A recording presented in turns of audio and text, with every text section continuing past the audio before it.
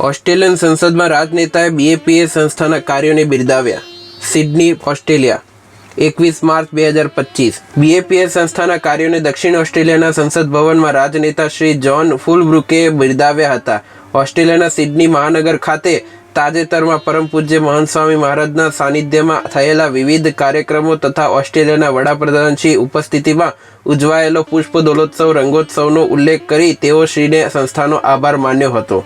Australian સંસદના record માટે તેઓ શ્રીએ આધિકારિક નિવેદન તરીકે સ્વાનુભાવ વર્ણવતા જણાવ્યું, મારા શબ્દો પુષ્પ દોલોત્સવના અનુભવને યથાર્થ વર્ણવી નહીં શકે. રંગો સાથે સંકળાયેલો આ હિન્દુ તહેવાર તેના આધ્યાત્મિક મહત્વ માટે જાણીતો છે. વિશ્વભરમાં 1300થી વધુ મંદિરોનું સર્જન કરનારી BAPA સ્વામિનારાયણ સંસ્થા અહીં ઓસ્ટ્રેલિયામાં પણ અજાયબી સમાન મંદિરોનું નિર્માણ કરી રહી છે. મારા મસ્ત વિસ્તાર એડિલેડ ખાતેનું મંદિર પણ ખૂબ જ ભવ્ય છે. હું તો તેને તેની 7 અજાયબીઓમાંનું એક ગણાવું છું.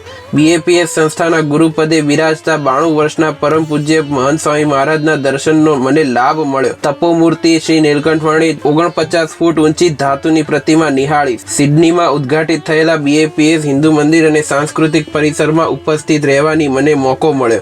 બીજાના ભલામાં આપણું ભલું છે. પરમ પવિત્ર મહંત સ્વામી મહારાજનો આ સંદેશ તમામ ઓસ્ટ્રેલિયનો માટે, આપણા બધા માટે ખૂબ જ સન્માનની વાત છે કે 115 વર્ષના ઇતિહાસમાં બીજી વખત આ પુષ્પ દોલોત્સવની ઉજવણી કરવા માટે આપે સિડનીને પસંદ કર્યું છે. શહેરથી દૂર આ વિસ્તારમાં હજારો મુલાકાતીઓને ભોજન આપવું, વાહન વ્યવહાર, ભીડનું નિયંત્રણ કરવું અને તે પણ કોઈ સમસ્યા વિના, આ બધું જ અસામાન્ય છે. મારા સહિત અનેક સાથી સંસદોને આવકાર આપવો બદલ ખૂબ આભાર. પરમ પૂજ્ય સ્વામીશ્રી દ્વારા જે રંગોનો છંટકાવ થયો હતો, આજે એ જ પ્રસાદીભૂત સૂટ સાથે હું અહીં ઉપસ્થિત છું.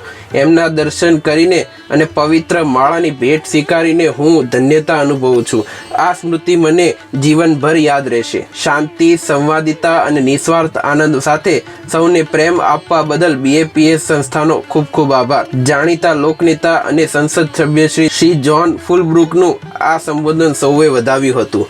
જય સ્વામિનારાયણ.